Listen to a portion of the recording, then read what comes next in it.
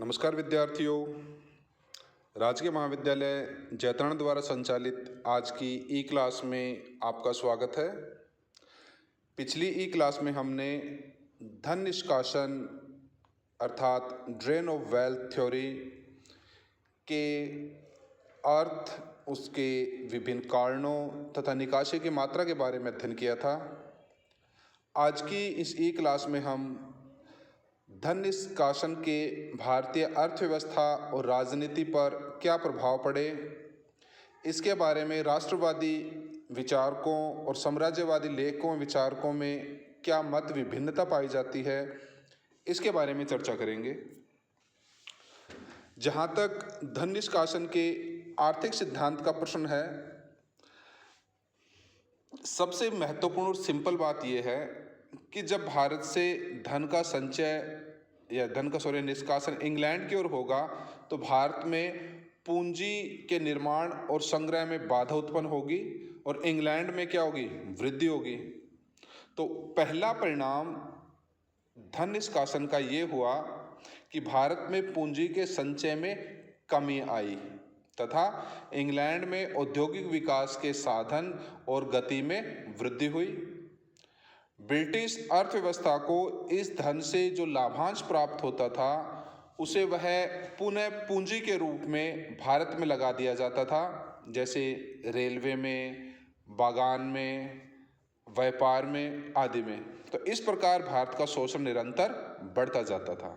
Simple शब्दों में देखते हैं कि जब भारत में पूंजी का संचय नहीं हुआ तो नेचुरल है औद्योगिक विकास भी नहीं हुआ, लोगों का जीवन स्तर गिरता चला गया, कुटीर उद्योगों का विनाश हुआ तथा उद्योग और कुटीर उद्योगों के विनाश से कृषि के ऊपर लोगों का निर्भरता अधिक हो गई तथा कृषि पर दबाव बढ़ता गया। इससे भूमिहीन कृषि मजदूरों की संख्या में बढ़ोतरी हुई तथा भारत की निर्धनता में वृद्धि हुई। इस प्रकार से हम देखते हैं कि जो धन का निष्कासन था उसने भारत में आर्थिक समस्याओं के एक ऐसे चक्र को प्रारंभ कर दिया जो एक के बाद दूसरी समस्याओं को जन्म देता गया। आइए अब हम इसको थोड़ा सा विस्तार से देखते हैं। दादा भाई नौरोजी का मत था कि विदेशी पूंजी को देश में घुसने और देश का अधिक शोषण करने का अवसर मिलता है। उनके अनुसार यह काम दो रूपों में होता है। पहला, धन निष्कासन भारत के अंदर पूंजी के संग्रह में बाधा पहुंचाकर तथा आंतरिक पूंजी को पंगु बनाकर किसी प्रकार की स्वदेशी प्रतियोगिता की संभावना को समाप्त करके विदेशी पूंजीपतियों को भारत के संसाधनों पर एकाधिकार स्थापित करने और उसका दोहन करने का अवसर प्रदान करता है। दूसरा, विदेशी पूंजी का संग्रह जो कि विदेशों से भारत में आती है, इससे भारत के विदेश व्यापार पर भी बुरा प्रभाव पड़ता है। सिंपल है कि भारत में धन निष्कासन से पूंजी के संचय में कमी हुई तथा व्यापार को भारी आघात पहुंचा। इससे भारत के औद्योगिक विकास में भी बाधा पहुंची। कुछ भारतीय नेताओं की स्पष्ट धारणा थी कि भारत में आधुनिक उद्योगों की मंद गति, जिसे डी इंडस्ट्रियलाइजेशन कहा जाता है, उसका प्रमुख कारण पूंजी का अभाव था। कार्ल मार्क्स ने लिखा है कि 18वीं शताब्दी में इंग्लैंड में अचानक बड़े पैमाने पर जो पूंजी इकट्ठी हुई थी वह अधिकांशतः भारत की लूट से इकट्ठा की गई पूंजी थी। प्लासी के युद्ध के बाद से बंगाल से लूटी गई संपत्ति इंग्लैंड में पहुंचने लगी तथा धीरे धीरे उसका प्रभाव भी दिखाई देने लगा। भारतीय धन से ही ब्रिटेन के उद्योगों का विकास हुआ और ये कहा जाता है कि वहाँ की औद्योगिक क्रांति में भारतीय पूंजी का महत्वपूर्ण योगदान रहा तथा भारतीय पूंजी की कमी भारत के औद्योगिक विकास में बाधा साबित हुई। फिर आता है लघु और कुटीर उद्योगों का पतन। ब्रिटिश सरकार की नीतियों के कारण भारत के लघु और कुटीर उद्योगों का पतन भी हुआ। भारतीय उत्पादों को अनेक प्रतिबंधों द्वारा इंग्लैंड भेजे जाने लगा तथा वहाँ का निर्मित माल ऊंची कीमतों पर भारत में विक्रय किया जाने लगा। वस्तुतः भारतीय उद्योग कट्टर प्रतियोगिता में टिक नहीं सके तथा ब्रिटिश पूंजी ने उसे अत्यधिक नुकसान पहुंचाया। ब्रिटेन की पक्षपातपूर्ण नीति के कारण, जैसे मैंने पहले बताया, कि भारत के व्यापार को भी अत्यधिक आघात पहुंचा था। फिर आता है गांव में निर्धनता। अब आप देखें कि रोजगार के अधिकांश साधन वैसे तो कृषि पर निर्भर थे, लेकिन गांव में जो उद्योग थे, कुटीर उद्योग थे, उनका पतन होने से लोगों का पलायन गांव की तरफ ज़्यादा हो गया, जिसके कारण भूमि पर दबाव बढ़ता गया तथा भूमिहीन कृषि मजदूरों की संख्या बढ़ती गई। उस समय सरकार की आय का लगभग 75% से अधिक भाग गांव और कृषक वर्ग से प्राप्त होता था, जबकि नाममात्र का खर्च गांव पर किया जाता था। सरकार द्वारा शहरों में अधिक खर्च करने से गांव में निर्धनता में वृद्धि हुई। अकाल कमेटी 1880 की रिपोर्ट में कहा गया है कि भारत में 1/3 किसान कर्जदार हैं। दादा भाई नौरोजी ने निकासी को देश के सभी रोगों, दुखों और दरिद्रता का वास्तविक, प्रधान और एकमात्र मूल कारण बताया।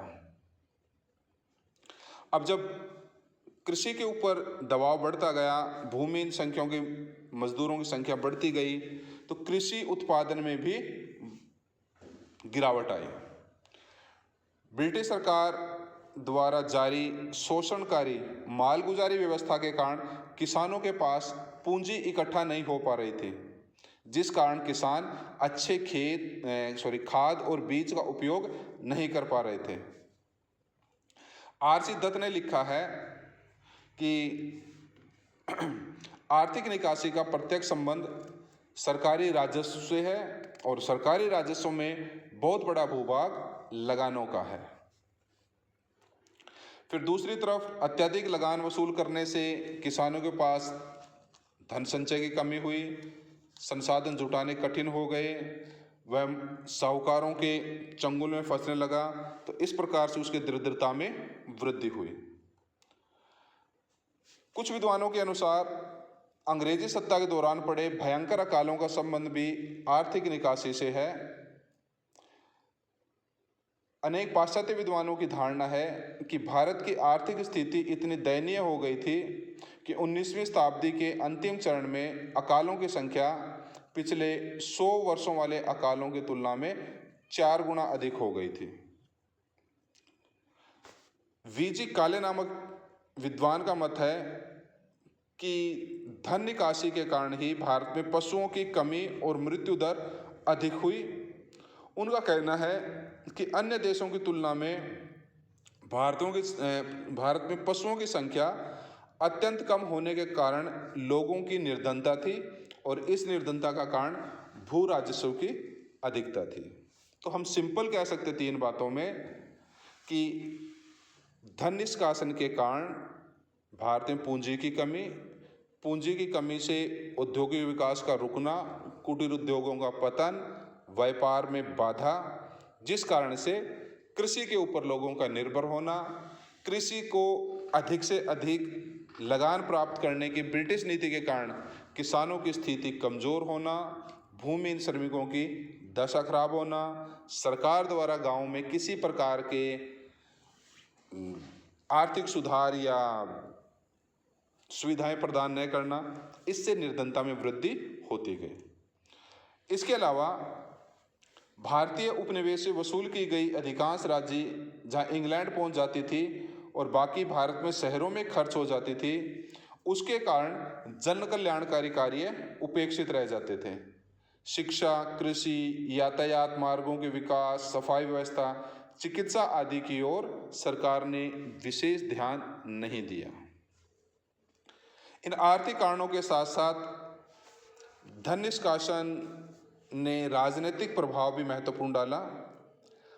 आर्थिक विचारकों ने धन के निष्कासन का सिद्धांत का प्रतिपादन करते हुए साम्राज्यवाद व राष्ट्रवाद के बीच अंतर्विरोध को पहचान लिया तथा सबसे महत्वपूर्ण याद रखेंगे, उन्होंने आर्थिक राष्ट्रवाद की अवधारणा को जन्म दिया।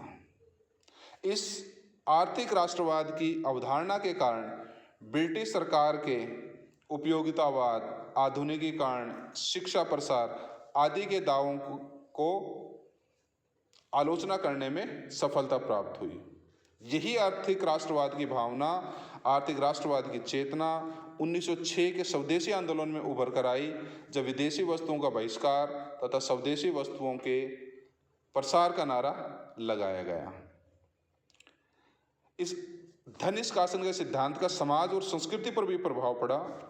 जैसे कि मैंने पहले बताया कि ग्रामीण क्षेत्रों में लोगों की स्थिति अत्यंत दयनीय हो गई थी। यही शोषित लोग कालांतर में भारतीय राष्ट्रवाद के सामाजिक आधार बनकर उभरे। इस संबंध में विद्यार्थियों दूसरा मत भी है, वो है साम्राज्यवादी इतिहासकारों का।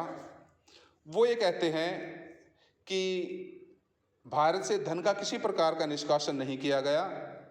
जॉन स्ट्रेची का कहना है कि ब्रिटेन ने भारत का धन नहीं लूटा, बल्कि ब्रिटेन ने भारत में उत्तम प्रशासन, सुरक्षा व बुनियादी सुविधाओं का विकास किया और उसके बदले में पारिश्रमिक प्राप्त किया। मॉरिस डी मॉरिस का कहना है कि भारत में ब्रिटिश सरकार की भूमिका एक सजग चौकीदार की तरह थी, जिसने भारत में विकास की संभावनाओं को एक छत्र छाया प्रदान की। मॉल्थस जैसे प्रसिद्ध अर्थशास्त्री के अनुयायियों के अनुसार भारत की निर्धनता का कारण धन निष्कासन नहीं, बल्कि भारत की बढ़ती हुई जनसंख्या है। लेकिन हम निष्कर्ष रूप में कह सकते हैं कि साम्राज्यवादी इतिहासकारों के तर्क में अधिक दम नहीं है। भारत में जो धन निष्कासन था वो आर्थिक शोषण का एक प्रमुख रूप था, और इस कथन की पुष्टि सुलिवान के इस कथन से हो सकती है, जिसका जो कहता है कि ब्रिटिश सरकार की व्यवस्था स्पंज की भांति है, जो गंगा के पानी को सोखता है और टेम्स नदी में निचोड़ देता है। इस प्रकार हम देखते हैं कि आर्थिक निष्कासन के सिद्धांत के आर्थिक, राजनीतिक कारण प्रभाव महत्वपूर्ण रहे। यद्यपि साम्राज्यवादी इतिहासकारों ने उनको काउंटर करने का क्वेश्चन किया है, लेकिन उनके तर्क अधिक दमदार नहीं हैं। आज की क्लास में इतना ही। मिलते हैं अगली क्लास में, तब तक के लिए धन्यवाद।